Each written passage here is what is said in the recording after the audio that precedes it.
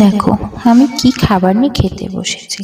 দেখে মনে হচ্ছে না কোনো চাইনিজ আইটেম খেতে বসেছি। যাই হোক, খেতে খেতে গল্প করি।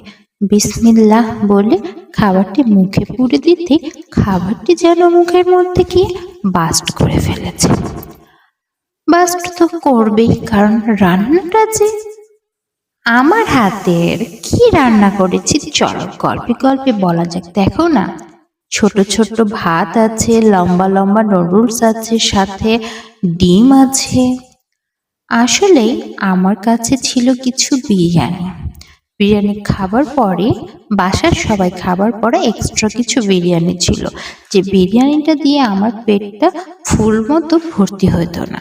তাই আমি কিছু ম্যাগি নুডলস রান্না করে নিয়েছি।